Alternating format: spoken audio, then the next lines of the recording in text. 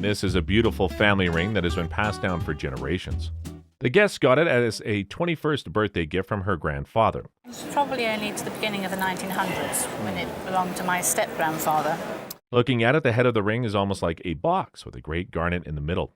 It's surrounded by tiny diamonds that form almost like a star. And then we have enamel. This combination of stones and color was often used in the Victorian jewelry. But there's something interesting about this ring, isn't there? There is. Because the whole thing is like a concertina. And there, instead of just having a ring, A bracelet. it's a lady's bracelet. It's beautiful as a ring, but as a bracelet, it completely elevates.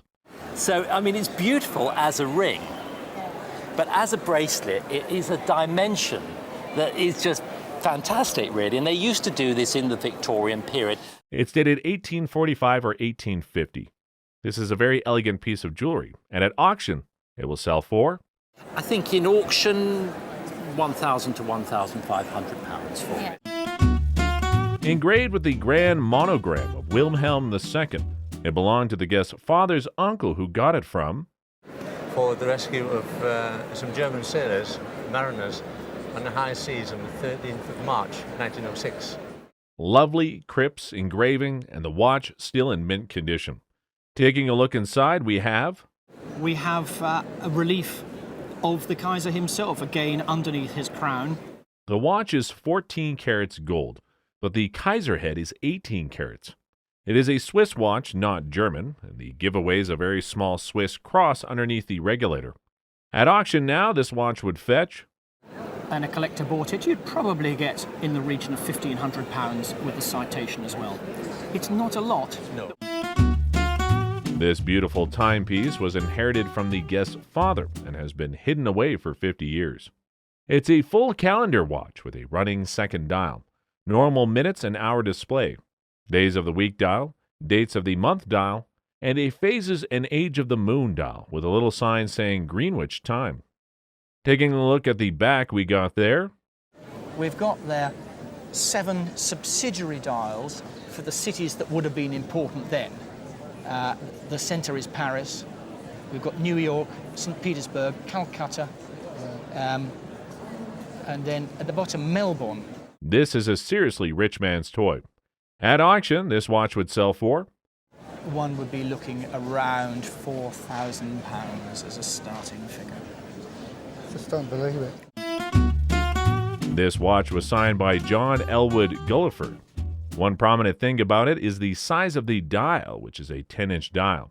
Another striking feature is the use of a single hand in the 8-day clock.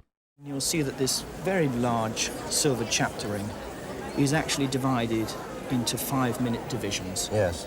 So for pretty accurate reading. It is also signed below the chaptering in a much earlier script. Do you see there? But it's slightly Yes, I can. obscured by the Yes, chaptering. yes. And I think we can probably account for that later. On the arch, we have a date dial with a nicely engraved center and a matching hand. Turning the clock around, it is obvious to see that The arch has at some stage been added to the 10-inch dial. the joy of this really is The absolutely lovely movement. We've got 6 ringed pillars, 2 obviously, you can see there, and all the pillars are latched. the clock is taken apart from the case because the case has been restored a couple of times and is rather distracting. At auction, this piece together would be worth, Well, really anything up to £8,000 to £10,000 at auction. Urban Jurgensen was the most famous Danish watchmaker of all time. This watch is by his brother, Frederick Jurgensen, with his signature on the back. The watch belonged to the guest's husband, who bought it at auction 7 or 8 years ago. On opening it, it has something peculiar in the movement called a double-wheel duplex escapement. What it consists of is that inside here there are actually 2 wheels, one on top of the other. Yeah. Whereas in a normal watch of this type there would only be 1 wheel. At auction, this same watch would sell for, Well, that's 30,000 kroner today, which is about £2,500. How did they? 2,500 today? and here we have a hunter watch. The interesting thing about it is, It is a full calendar watch. You've got the day, the date, the month, and a moon. It also has an interesting feature that makes it chime. It repeats to the nearest minute. I have heard it chime before. Have you? It's Swiss and is made of 174 karat gold. Made for a German market, it has its day and month indication in German. The button at the top is to operate the cent-second chronography. It also has a golden operation. Press that button again and the gongs strike. Oh, how interesting.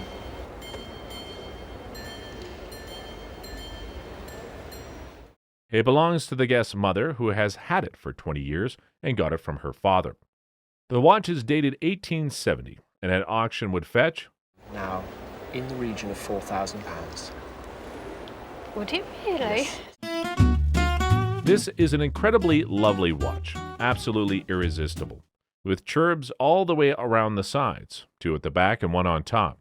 According to the guest, a child dropped it while playing with it and... Let's see what's actually been done. Let's open it up. Show it's it around. so Yeah. tiny. Oh no, I can see that the balance is broken. The little balance Yes. that goes like that with the hairspring is broken.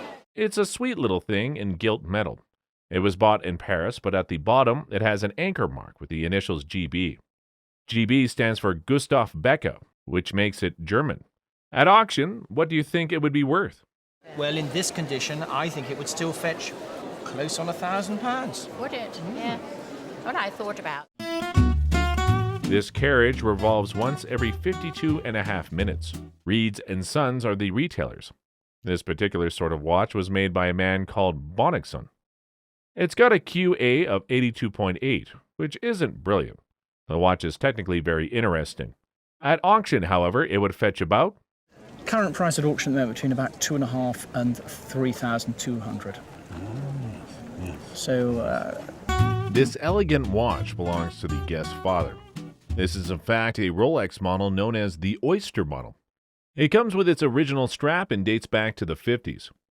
However, the dial on this watch is unique. This dial here, this enamel here, with Poseidon in the center, which is done to simulate Champlevé enamel. It's actually Champlevé simulating cloisonné. Sorry, it looks like it's actually gold lines and cloisonné, but it's in fact a Champlevé pattern. It was done for only a selected few models.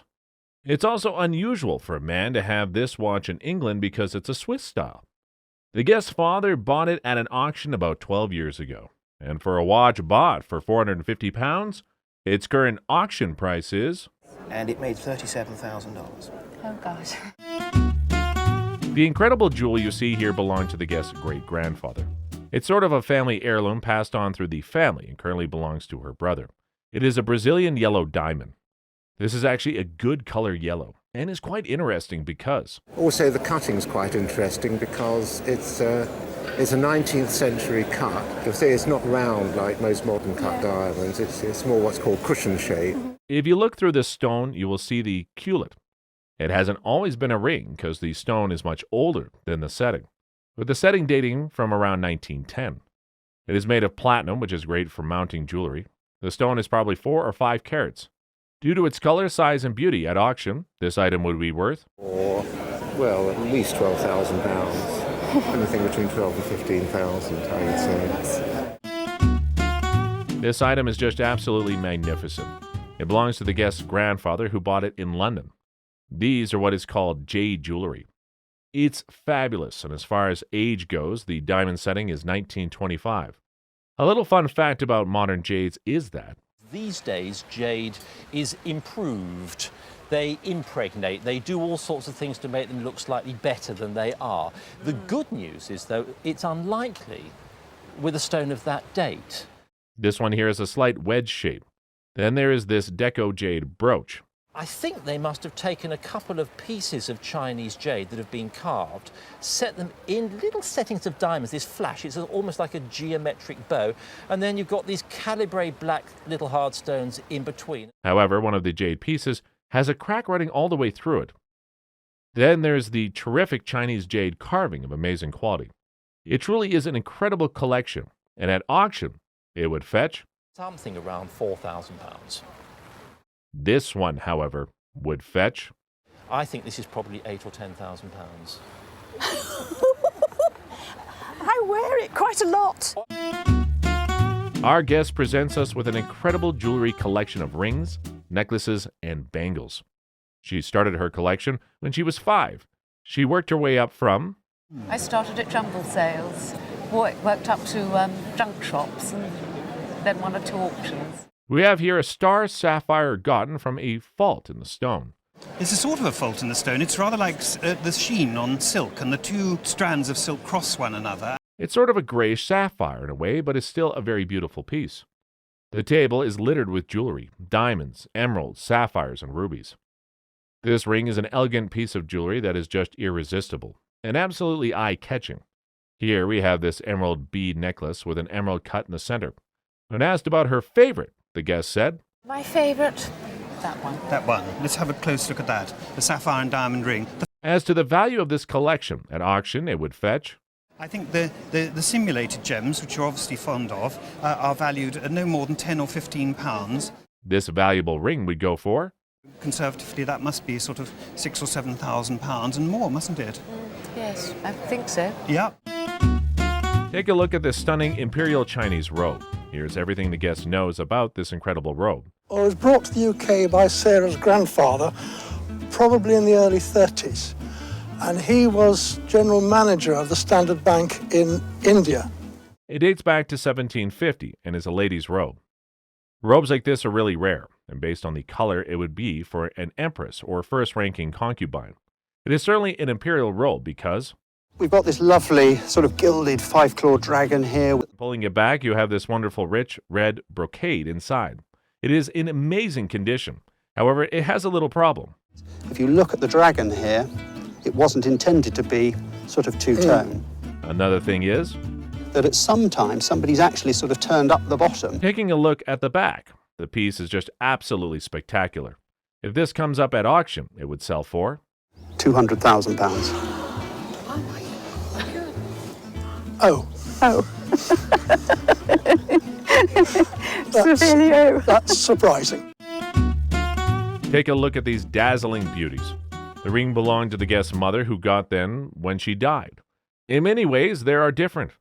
This is a typical band ring made in the 1970s. The diamonds have a grey dull look to it. The reason is that they are a much more simple cut. They're called single-cut diamonds.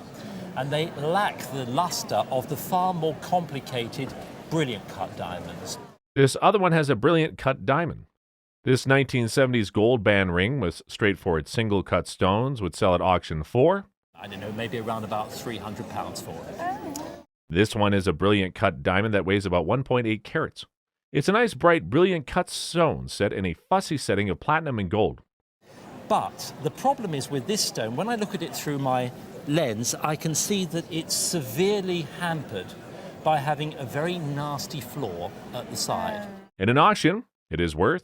So it's probably worth in auction around about maybe £1,400, £1,500. Really? Yeah. Good heavens.